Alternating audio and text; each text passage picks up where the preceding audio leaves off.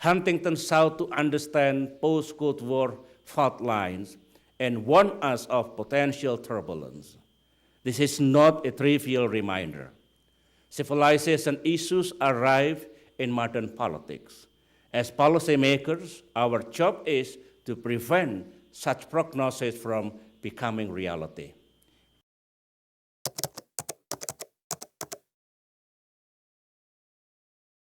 Halo semuanya, jadi di sini saya akan menjelaskan tentang presiden ke-6 kita, yaitu Bapak SBY.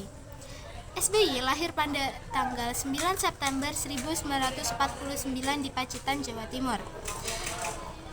Ayahnya, Raden Sukatja, adalah seorang guru, sedangkan ibunya, Siti Habibah, adalah seorang ibu rumah tangga. Ketika masih kecil, SBY memiliki cita-cita untuk menjadi seorang tentara.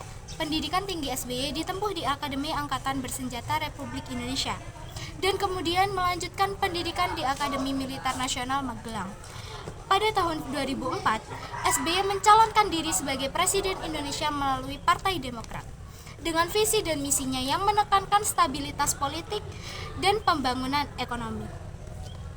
SBY berhasil memenangkan pemilihan presiden dan dilantik menjadi Presiden Republik Indonesia pada Oktober tahun 2004. Yang pada akhirnya SBY menjabat di periode pertama pada tahun 2004 sampai 2009. Lalu periode kedua pada tahun 2009 sampai 2014. Dan di sini kita akan menjelaskan tentang periode kedua SBY. Kondisi pendidikan pada masa jabatan SBY pada periode kedua yaitu pertama, program bantuan operasional sekolah atau BOS. Pemerintahannya meluncurkan program BOS untuk membantu biaya operasional sekolah dan meningkatkan kualitas pendidikan. Untuk yang kedua, peningkatan akses pendidikan. SBY berupaya meningkatkan akses pendidikan bagi masyarakat, terutama daerah terpencil dan tertinggal. Untuk ketiga, pengembangan kurikulum. Pemerintahannya mengembangkan kurikulum yang lebih relevan dengan kebutuhan masyarakat dan meningkatkan kualitas pendidikan. Untuk yang terakhir, yaitu peningkatan kualitas guru. SBY berupaya meningkatkan kualitas guru melalui pelatihan dan pengembangan profesional. Kondisi politik pada masa jabatan SBY pada periode kedua, yaitu pertama, stabilitas politik. SBY berhasil menjaga stabilitas politik dan ekonomi meskipun masih ada kelemahan dalam penegakan hukum dan pelestarian budaya. Kedua, kebijakan kunci. Pembentukan kabinet bersatu, penerapan konsep trias politika, dan peningkatan anggaran pendidikan menjadi fokus utama pemerintahannya.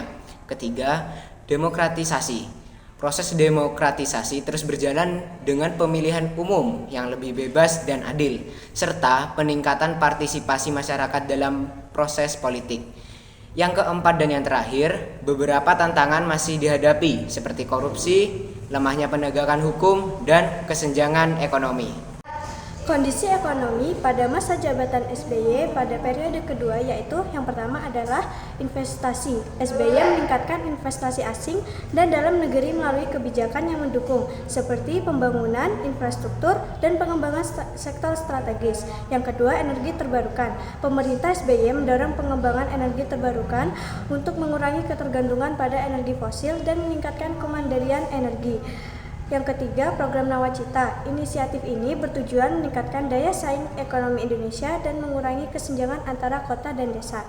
Yang keempat, ada penanganan krisis ekonomi global. SBY mengimplementasikan stimulus ekonomi efektif untuk menjaga stabilitas ekonomi dalam negeri saat krisis ekonomi global 2008. Kondisi budaya pada masa jabatan SBY periode kedua yaitu yang pertama, pelestarian budaya.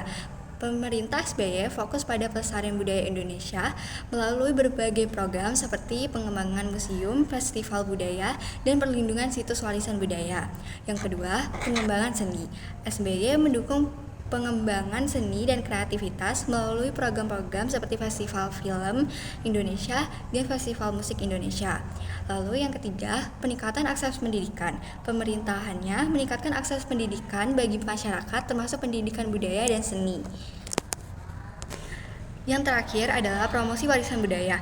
SBY mempromosikan warisan budaya Indonesia ke dunia internasional melalui berbagai acara dan kegiatan.